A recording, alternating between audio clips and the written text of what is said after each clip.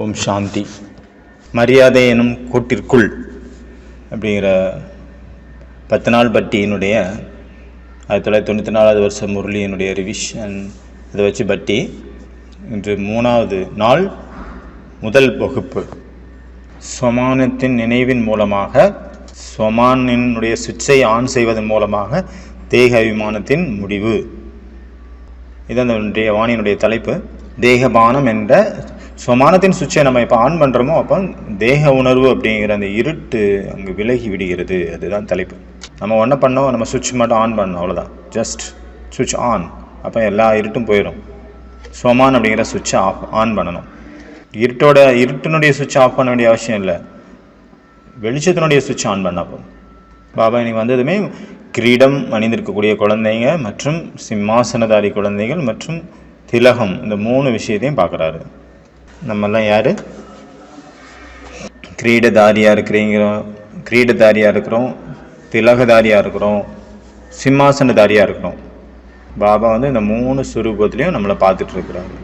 பாபா சொல்கிறாங்க, நீங்கள் குழந்தைங்க ரொம்ப ரொம்ப உயர்ந்ததிலும் உயர்ந்த குழந்தைங்க, சிரேஷ்டத்திலும் சிரேஷ்டமானவர்கள். வந்ததுமே பாபா நம்மளுடைய சோமானை வந்து ரொம்ப உயர்வாக மாற்றிட்டார். நம்ம யார், நீங்கள் யார் அப்படிங்கிற ரியலைசேஷனை நமக்குள்ளே விதைச்சிட்டார். இந்த முரளியிலிருந்து 3 மரியாதைகள் எடுக்கணும்ல, அதில் முதல் மரியாதை சோமானத்தின் மரியாதை.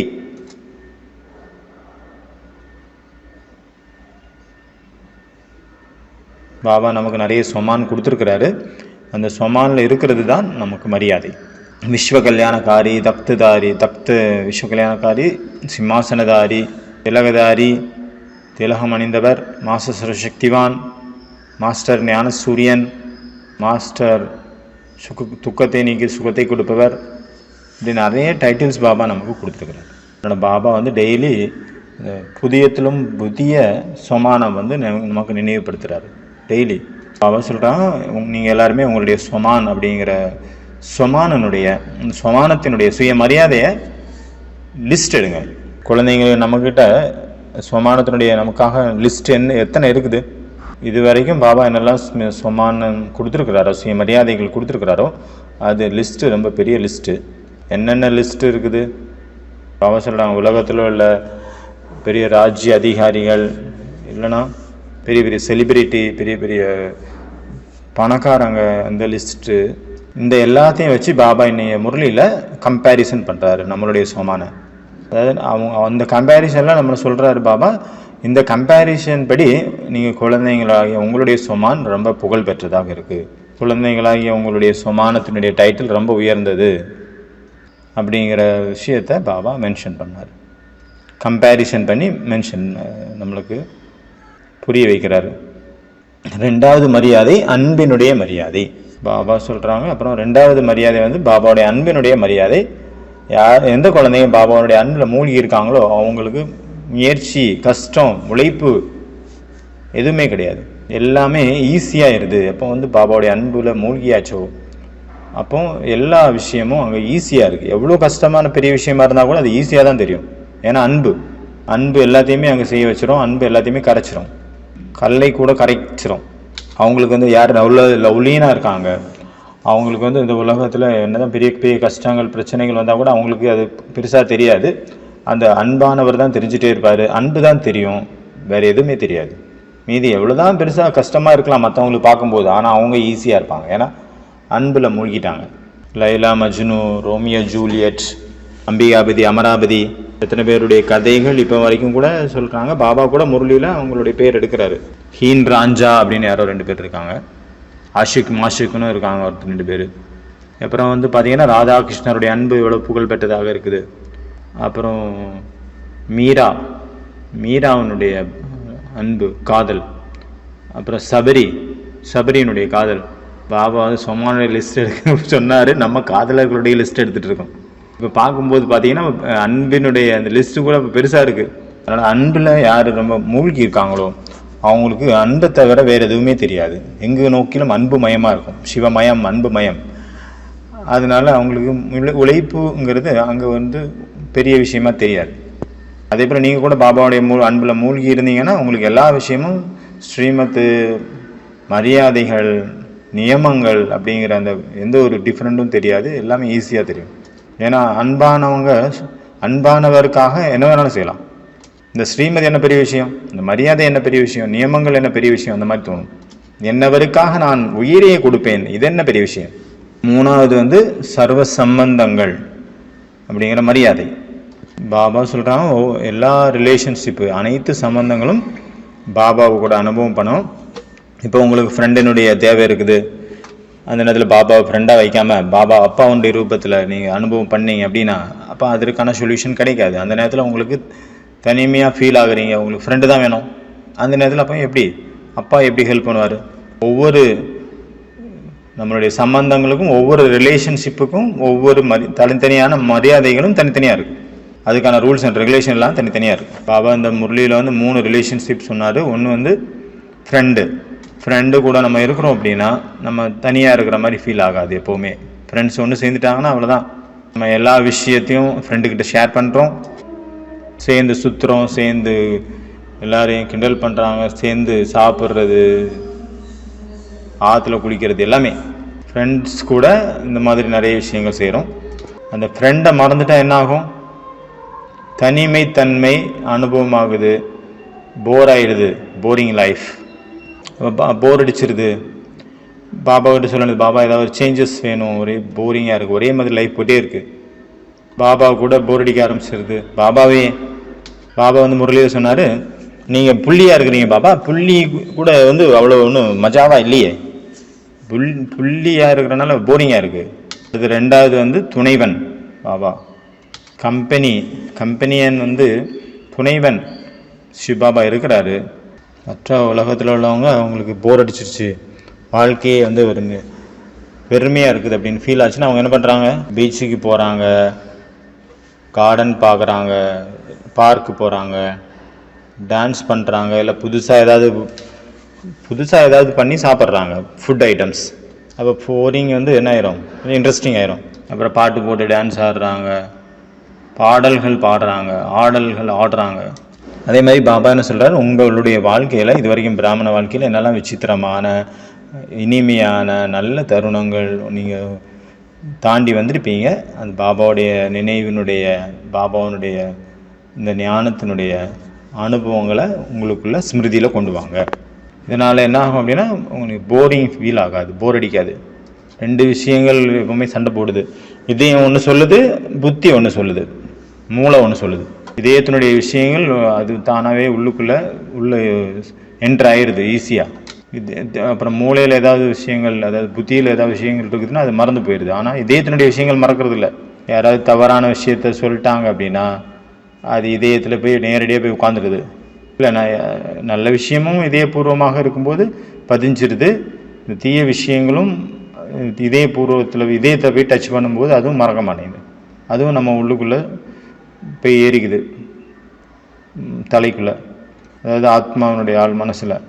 யார் வந்து இதயபூர்வமாக பாபாவுடைய நினைவில் இருக்காங்க அவங்க சதா பாபாவுடைய அன்பில் மூழ்கி இருக்கிறதுனால அவங்க பாபாவை மறக்கிறது இல்லை. ஆனால் யார் புத்தி ரீதியாக நினைவு பண்ணுறாங்களோ பாபாவை, அப்போ அவங்க மறந்துடுறாங்க அடிக்கடி.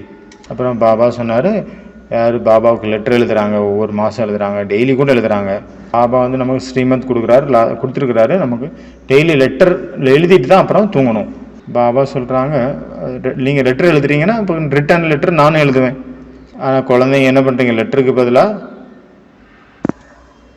இப்படி தான். பார்த்தீங்கன்னா ஒரு சின்ன ஸ்டோரி. ஒரு குழந்தை இருந்தது, பெண் குழந்தை, சிறுமி. அவங்க கையில் 2 ஆப்பிள் இருந்தது. ஆப்பிள் சாப்பிட்றதுக்காக வெயிட் பண்ணிட்டு இருந்தாங்க. அப்போ அவங்க அம்மா வந்து கேட்குறாங்க, ஆப்பிள் கொடு அப்படின்னா அவங்க வேகமாக அந்த குழந்தை ஆப்பிள் வேணுமா அப்படின்னு ஷாக் ஆகிட்டு ஒரு ஆப்பிளை கடிச்சு சாப்பிட்டுடுச்சு, இன்னொரு ஆப்பிளையும் கடிச்சு சாப்பிட்டுச்சு. அவங்க அம்மாவுக்கு ஷாக் ஆகிடுச்சு, ஆஹா என்ன நடக்கிறது அப்படின்ட்டு. இப்படியா குழந்தைய வளர்த்து வச்சுருக்குறோம் நம்ம அப்படின்ட்டு. அப்போ திடீர்னு பார்த்தா அந்த குழந்தை சொல்லுது, அம்மா மம்மி இந்த ஆப்பிள் தான் ஸ்வீட்டாக இருக்குது, இந்தாங்க இதை வச்சுக்கோங்க அப்படின்ட்டு.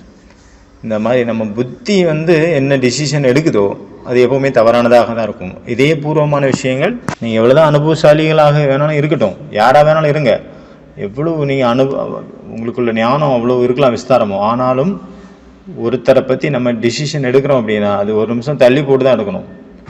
அதுதான் அந்த கதையினுடைய கருத்து. ஏன்னா அங்கே இதயம் பரிமாற்றமானது இதயபூர்வமாகத்தான் நடக்கும், புத்தியின் மூலமாக அல்ல. அதனால் என்னெல்லாம் மனசில் வருதோ பாபாவுக்கு எழுதிட்டே இருக்கிறோம். பாபான்னு சொல்கிறாங்க, நான் எவ்வளோ தான் படிக்கிறது, நிறைய எழுதுறீங்களே குழந்தைங்க, பாபா இப்படி ஆயிடுச்சு அப்படி ஆயிடுச்சு அப்படின்னு நிறைய பாபாவுக்கு வந்து கம்ப்ளைண்ட்ஸ் எழுதுறீங்க பக்கமாக. ஆனால் பாபா சொல்கிறாங்க, சரி ஓகே எழுதுறீங்களா, எழுதிட்டீங்கன்னா நீங்கள் வந்து அந்த விஷயத்துலேருந்து லேஸ் ஆயிடுவீங்க. லெட்டர் எழுதிட்டு அப்புறம் வேணால் ஒரு வாணி எடுத்து படிங்க, இல்லை அன்னைக்குள்ள வாணியினுடைய விஷயத்தை பாருங்கள், நல்லா ஃபோக்கஸ் பண்ணி பார்த்தீங்கன்னா உங்களுக்கு கிடைக்கும். நீங்கள் எழுதின கேள்விக்கான பதில் அங்கே இருக்கும். ஏன்னா பாபா வந்து முரளியின் மூலமாக தான் நமக்கு ஆன்சர் கொடுக்குறாரு. பாபா எப்படி வந்து பேகத்து எல்லைக்கு அப்பாற்பட்டவராக இருக்கிறார் ஸ்ரீ பாபா, அதே போல் அவருடைய லெட்டர் கூட பேஹத், ஹத்து கிடையாது, பேஹத் எல்லைக்கு அப்பாற்பட்டது.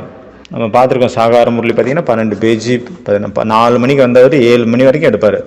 7 மணி 8 மணி. இப்போ அதெல்லாம் பார்த்திங்கன்னா பிரிண்ட் எடுக்க போனால் 12 பேஜ் வருது. பழைய முரளியெல்லாம் 1965 வருஷத்தினுடைய முரளியை நமக்கு இங்கே சாரமாக 3 பேஜ் இல்லை 3.5 பேஜ் வர மாதிரி நமக்கு கொடுக்குறாங்க. ஆக்சுவலி அது வந்து 12 பேஜ், 10 பேஜ், 8 பேஜ் அப்படின்னு நிறைய பெரிய பெரிய முரளி. ஆக்சுவலி பாபா அவ்வளோ எல்லைக்கப்பாற்பட்ட நிலையில் அவருடைய பதில்களை, அவருடைய கடிதங்க, அவருடைய லெட்ரு வருது நமக்கு டெய்லி. அதேமாதிரி அவ்யக்த முரளி எத்தனை பாபா வந்து 6:45 7:30 வருவார். 11, 11:30, 12 கூட ஆகும் சில நேரம். 2004, 2005 அந்த டைமில் இந்த மாதிரி பாபா எவ்வளோ விஷயங்களை நம்ம லெட்டர் ரூபத்தில் நமக்கு கொடுக்குறாரு முரளியாக. அது அவர்களுடைய லெட்டர் தானே, அவருடைய அன்பு கடிதம், அன்பு கடிதாசி. அதனால் அவருடைய லெட்டர் வந்து அவருடைய கடிதாசி, எல்லைக்கு அப்பாற்பட்ட கடிதாசி. நம்ம எல்லைக்கு அப்பாற்பட்ட தந்தையினுடைய எல்லைக்கு அப்பாற்பட்ட குழந்தைங்க. அதனால் ஒவ்வொருத்தருக்கும் தனித்தனியாக அவங்கவுங்களுக்குன்னு அதில் ஆன்சர் அடங்கி இருக்குது உள்ளுக்குள்ளே. ஏன்னா அது எல்லைக்கு அப்பாற்பட்டது, சாதாரண முரளி கிடையாது. அது எல்லைகளை கடந்தது. எத்தனை லட்சம் குழந்தைங்க இருந்தாலும் அத்தனை லட்சம் குழந்தைகளுக்கான பதில் அதில் உள்ளே இருக்குது. இந்த உலகத்தினுடைய எல்லா கேள்விக்கான பதிலும் அதில் உள்ளே இருக்குது. அதனால் பாபா வந்து என்ன சொன்னாங்க, நீங்கள் வந்து அதிகமாக எழுதுனா எனக்கு புரியுதில்ல, படிக்கிறதுக்கு ஆள் இல்லை, பெரிய பெரிய லெட்டராக இருக்குது, அதனால் ஓகே மட்டும் எழுதுங்க. ஏன்னா தாதிகளுக்கு அந்த டைமில் நிறைய லெட்டர் வந்துட்டு இருந்தது, அவங்களுக்கு படிக்கிறதுக்கான டைம் இருக்காது. ஏன்னா குழந்தைங்க அதிகமாயிட்டாங்க. அந்த காலத்தில் பாபானா கொஞ்சம் பேர் இருந்தாங்க, எல்லாருக்கும் படித்து அவங்களுக்கு ரெஸ்பான்ஸ் பதில் லெட்டர் அனுப்பிட்டு இருந்தார். அது தாதிகள் காலத்தில் அந்த மாதிரி கொஞ்சம் கஷ்டமாக இருந்தது. அதனால் படிக்கிறதுக்கும் ஆள் இல்லை, டைம் இல்லை தாதிகளும் பிஸியாக இருந்தாங்க. அதனால் ஓகே மட்டும் எழுதுங்க, நாங்கள் புரிஞ்சுப்போம் அப்படிங்கிற மாதிரி சொன்னார். ஆனால் நீங்கள் பாபாவுக்கு எவ்வளோ வேணாலும் எழுதலாம் லெட்ரு. இப்படி ஸ்தூலமாக எழுதும்போது, அனுப்பும்போது ஓகே எழுத சொன்னார். நீங்கள் மற்றபடி பாபாவுக்காக என்ன வேணாலும் எழுதுங்க. நீங்கள் ஆச்சு பாபா ஆச்சு. பாபா அஃபீஷியலான விஷயத்த சொன்னார். மதுபனுக்கு லெட்டர் எழுதணும்ல, அதுக்காக ஓகே அப்படின்னு எழுதுங்க. பரிவாரத்தில் உள்ள பெரியவங்க புரிஞ்சுப்பாங்க.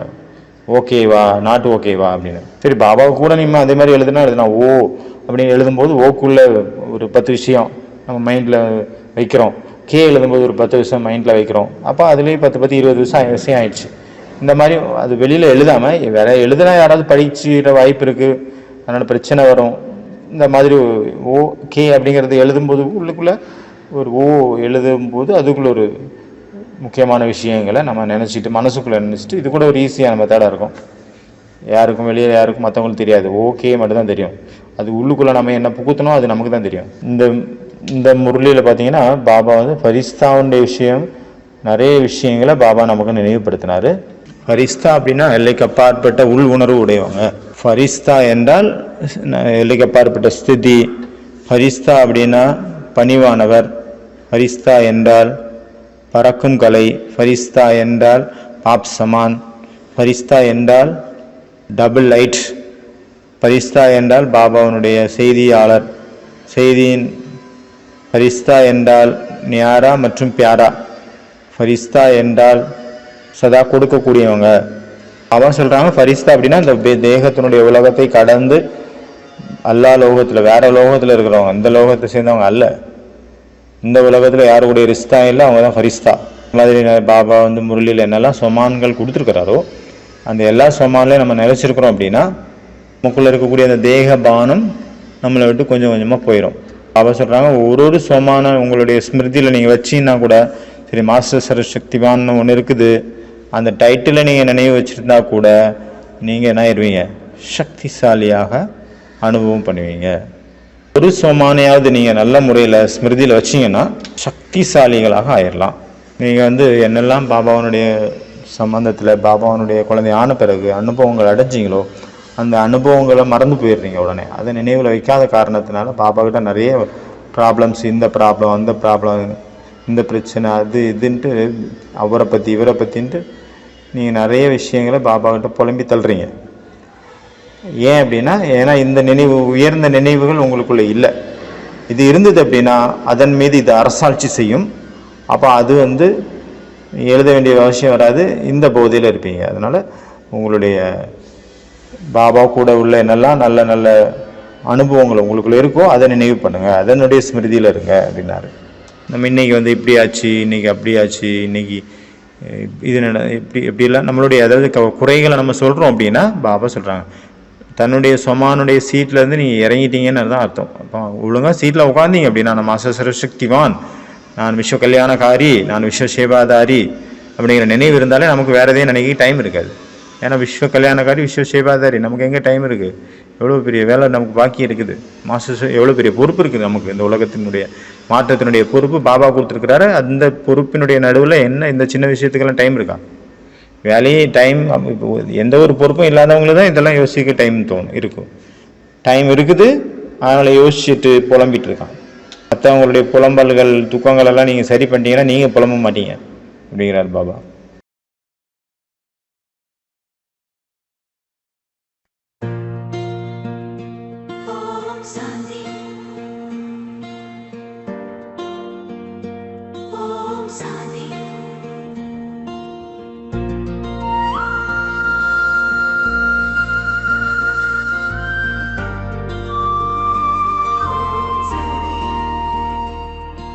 நாடும் நதி இந்த மரியாதைகள் என் இருக்கரைகள் அருளோடு ஓடச் செய்யும் ஈசன் தந்த வழிகள்.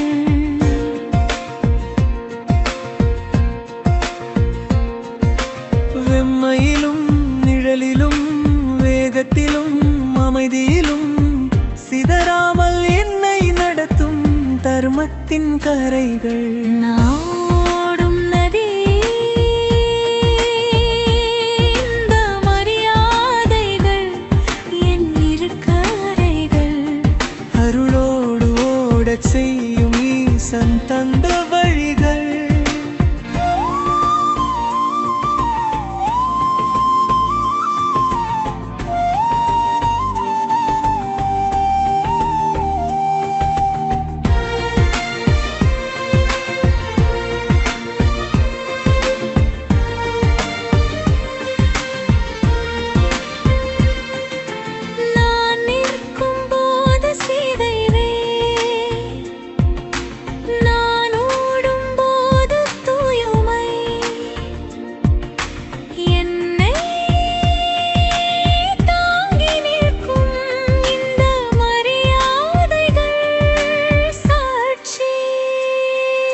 நானோடும் நதி இந்த மரியாதைகள் என் இருக்கரைகள் அருளோடு ஓடச் செய்யும் ஈசன் தந்த வழிகள்.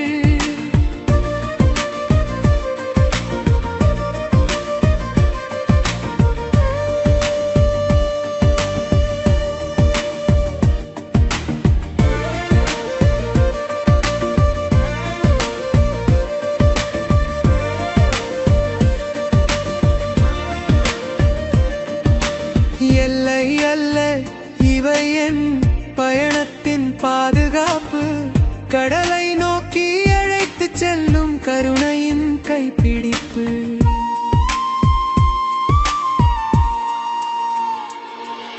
நாடும் நதி இந்த மரியாதைகள் என் இருக்கரைகள் அருளோடு ஓடச் செய்யும் ஈசன் தந்த வழிகள்.